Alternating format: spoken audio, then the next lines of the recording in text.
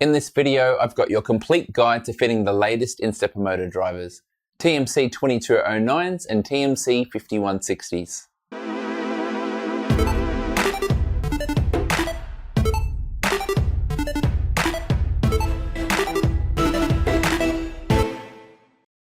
Before we jump into the latest and greatest in stepper motor drivers, let's revise what I've covered in the past. In part 1 of my stepper motor driver series, we covered the standard A4988s and the TMC2100s.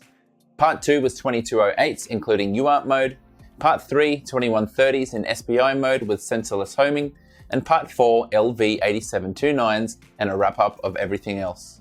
Now, any of those stepper motor drivers offer significant upgrades over the standard A4988s found in many 3D printers, and these new ones are even better still. So before we start, let's go over some reminders and then look at their specs.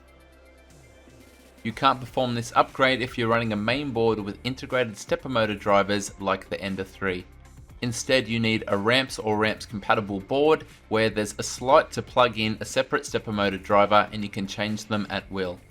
In this video, I'm going to attempt to cover the MKS Gen L as well as the SKR V1.3, both of which I've made video guides before on fitting to the Ender 3.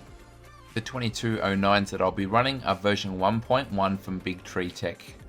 The 2209 is a lot like the 2208, except it can handle more current and also supports sensorless homing. The 5160 I'll be showing is also from Big Tree Tech and is version 1.2. The 5160 is like a 2130. It uses SPI, has sensorless homing, but the difference is it can handle an enormous current with its 4 external MOSFETs.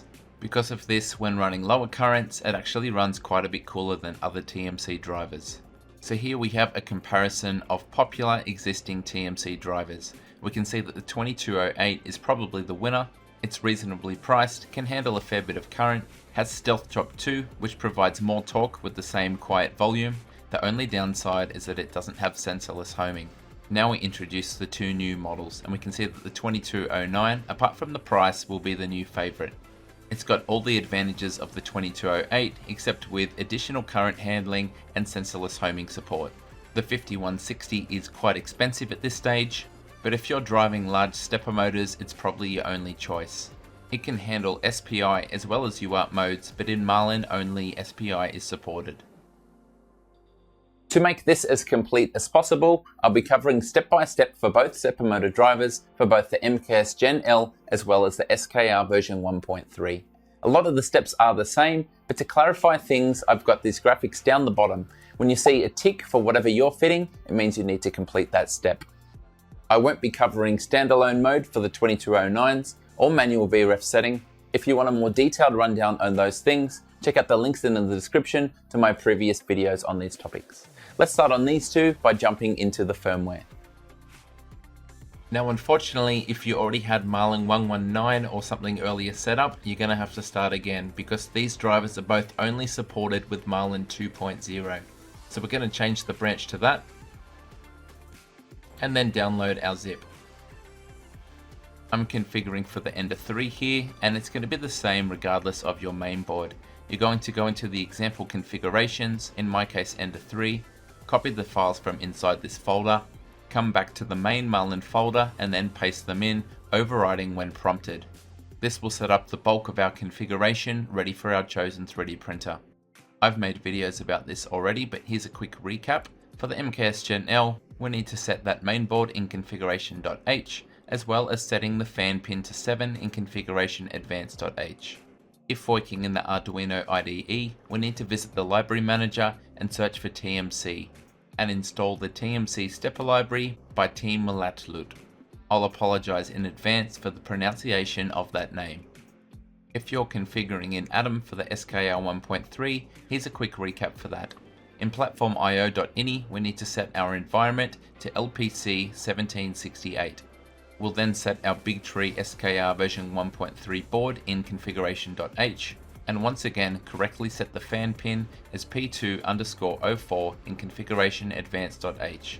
For either main board, we need to set 2209 as our stepper driver type in configuration.h. Simply copy the text TMC2209 and then come down and paste it over the top of all of the instances for each axis that you're installing for. Also, don't forget to uncomment this so it's actually read by the firmware. For the 5160, this works exactly the same way, except this time the text that we're going to paste in is TMC 5160. Once again, don't forget to uncomment. There are two other specific changes for the 5160, and the first is inverting the stepper direction for every axis that you're installing these drivers. Simply change it from false to true or vice versa. The second change is in configuration advanced.h, and for the 5160s we need to change the sense value from 0.11 to 0.075 as they're different on this driver. 5160s have no standalone mode, therefore no trim pot, and the VREFs are only calculated by the software in SPI mode. Making this adjustment will ensure the correct current is sent through to your stepper motors. Before we continue on setting VREF and therefore stepper motor current, our aim is to set it as low as possible without skipping steps. If your stepper motors during printing are too hot to touch, lower the VREF value, but if you're skipping steps, then you must raise it. Previously for the Ender 3 we calculated 0.76 for X, Y and Z and 0.9 for the extruder. However, these are base values and you should adjust using the previous rule of thumb as your guide. The stepper motor on the printer dictates the current rather than the stepper motor driver. Assuming you've set the correct sense resistor value, you can now set 760 for X, Y and Z on an Ender 3 and 900 for E0. For any smart TMC drivers, I like to have Stealth Chop enabled to make them nice and quiet. You can also double check that your chopper timing is set to the correct voltage of your printer. I would recommend uncommenting define motor driver status so we can debug our stepper drivers if necessary, and I would recommend uncommenting hybrid threshold so your drivers can switch between the quiet Stealth Chop and the more powerful spread cycle on demand according to the print speed. Another good thing to uncomment is TMC debug, and that'll give us additional info when we're sending an M122 G code to see if our drivers are working. If you're using 5160s on an SKR 1.3, then you need to uncomment define TMC use software SPI. We'll cover sensorless homing separately later on to cover the additional steps, which means for now we're finished with the firmware and ready to jump into our physical install of the stepper motor drivers. For the MKS Gen L, we're going to start by removing the 3 jumpers under each of the stepper motor driver sockets. These are usually used to set microstepping, but we'll be doing it instead via software. The SKR 1.3 also comes with numerous jumpers to suit every configuration, and it's best practice to remove all of them before starting, apart from the one that sets the voltage from the USB or external power. Now both of the stepper motor drivers that I'm using here come with the pins that go from the top all the way through to the bottom, which is either advantageous or will present problems depending on your combination of parts that you'll be fitting. We can also see on the 5160 the 4 external MOSFETs. A known issue with some of the first generation 5160 breakout boards is that the CLK pin needs to be attached to ground, but there's no way to do it without soldering on an external jumper. Here is a nice photo of the fix from GitHub. It's the next pin along from the 4 that face up for SPI, and it needs to go to the opposing diagonal corner. Here you can see my version. The offending pin has been snipped underneath to no longer plug in, and then I've soldered a small bit of wire going from the top of that to the opposite corner, which is ground. Doing this will prevent automatic overtemp warnings which shut down your printer on either mainboard. We'll start with the 2209 on the MKS Gen L, and the direction and ground pins are labelled on the driver as well as the board, and we're going to match them up when we plug it in. You'll probably notice that one of our downwards facing pins touches the capacitor and needs to be bent out of the way. This can be achieved with a set of pliers, doing it carefully, or alternatively you can snip it off, but then there's no going back. On the MKS Gen L, we unfortunately have to bend out the pins that are facing up on the top to prevent them also plugging in underneath. When you do plug them in, take care that they're not touching and shorting on the nearby header pins. Again, you have the choice of cutting them off permanently, but that can't be fixed without a soldering iron if you ever upgrade to another board. It's time to make up the cabling we need to connect the top of the drivers to the mainboard with UART mode. To make our communication cables, we need 8 DuPont wires and 4 1K resistors. You're going to cut one of the jumper cables in half, put on some heat shrink, twist the ends, and then solder the 1K resistor in place. After this, I slid down my clear heat shrink tubing, heated it up, and isolated everything. To finish, on one end we're going to cut off the plugs, strip them back and solder them together into a Y junction. Here you can see my 1K resistor is on the orange lead. Here is a pinout diagram for the MKS Gen L, and we're going to plug all of our new cables into auxiliary 2. Here is how the wiring goes with the standard Marlin pin assignments. We skip the left-hand ground and 5V pins, and then they go in pairs. Please note that the black box shows you which one the resistor wire should be plugged into. Here's our 4 UART cables plugged in. On top of the stepper motor driver, they go into the left-hand most pin that faces upwards. You then follow the lead, taking care to note which color your resistor is on, in my case it's orange, and then plug it into auxiliary 2 as was shown in the previous diagram. You can see that for the first one, orange is on the right, but then it's on the left for the other 3. You can also see that the first 2 pins have been skipped, as per the wiring diagram shown here. And here it is installed on the printer.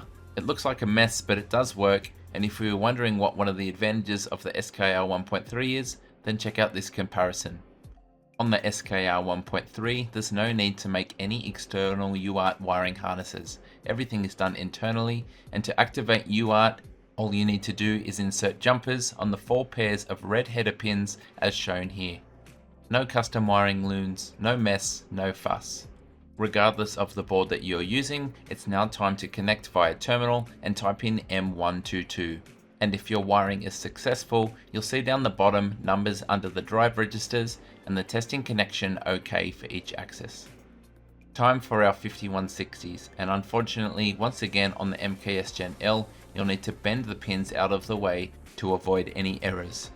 Again, you do have the option to simply cut them off if you don't want to bend. Direction and step aren't labelled on the 5160s, but the enable pin has a white border. We can see this labelled on the MKS Gen L. We can therefore correctly align and insert the stepper motor driver. This means we're ready to make up our SPI mode harnesses. The SPI mode wiring is the same as for the 2130, and honestly it's a bit of a nightmare. In the interest of keeping this video concise, I'm not going to go over it step by step again here. If you're after that type of step-by-step detail, please go through to my 2130 video linked in the description below. Here is the finished loom in place. We have a set of connectors that daisy chains from X, Y, Z and the extruder. One plug then goes into auxiliary 2, skipping the first 2 pins, with all of the wires arranged so they're pointing to the upper left. The second one goes into auxiliary 3, once again skipping the left 2 pins, this time making the shape of a capital L.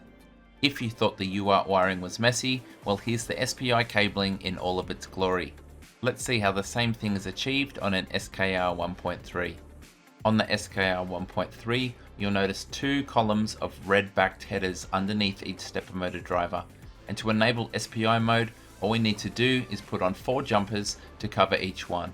With the 4 jumpers in place, simply plug the stepper motor driver back on top, and then repeat for the other 3 axes, and your SPI mode wiring is done. Once again, no fuss, no mess, and very quick. For both stepper motor drivers, it's very important to install the heatsink.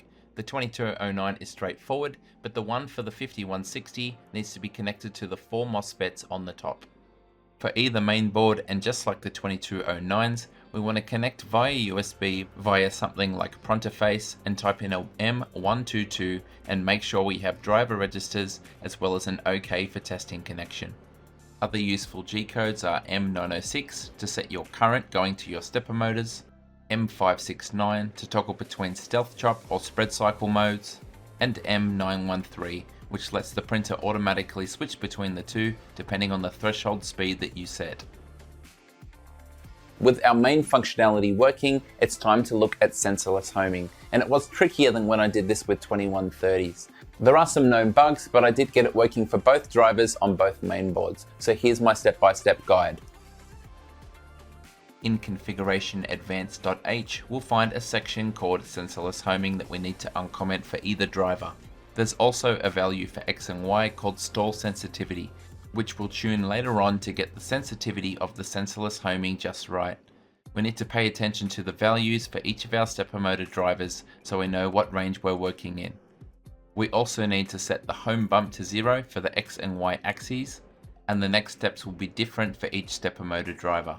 The 5160 is set up just like a 2130, and we'll start by setting the X and Y end stop inverting from false to true. Our final step is to find the section with end stop pull-ups and define the X and Y end stop pull-ups by deleting the 2 forward slashes at the start of the lines. 2209s are a little bit buggy at this early stage and they have inverted logic. We don't need to uncomment pull-ups for X and Y. Just defining the end stop pull-ups at the top will work fine. We can also leave our X-min and Y-min end stop inverting on false. The pin used for sensorless homing is the same on both stepper motor drivers. On the short side with the extra pins, it's the third one from the left-hand corner. The 2209s already have this pin in place, but for the 5160s I had to solder one in, and for the MKS Gen L it needs to face upwards. We're going to run a single wire from this diagnostics pin to the signal pin for the X-min and Y-min end stop plugs. Here I'm showing the wiring on 2209s, but it works exactly the same for 5160s.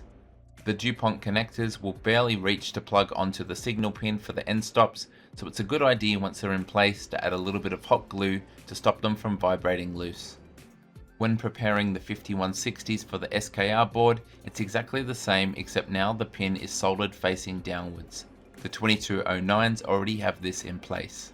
The SKR board once again has no external wiring to get sensorless homing connected.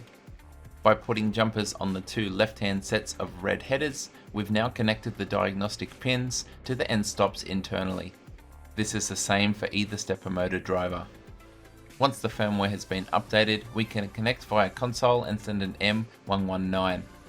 There's no physical switches anymore, so for X and Y, we want the end stop to read as open. Now it's a matter of repeatedly homing the machine to find a sensitivity value that doesn't grind or stop prematurely. We use the M914 command to send different values until we find the right one, and it's going to be different for every printer. Nevertheless, these are the values that I arrived at after testing, so they might be a good starting point for you. Both of these stepper motor drivers are now working to their full capacity. Although they're new and there are some kinks to be ironed out, I'm appreciative of the work that's been put into the community and things will only improve from here. If you'd like to let me know which one you're interested in, or if you have any thoughts on which one would suit particular applications in 3D printing or anything else, please leave them below in the comments. Thank you so much for watching, and until next time, happy 3D printing. G'day, it's Michael again. If you liked the video, then please click like. If you want to see more content like this in future, click subscribe and make sure you click on the bell to receive every notification. If you really want to support the channel and see exclusive content, become a patron. Visit my Patreon page. See you next time.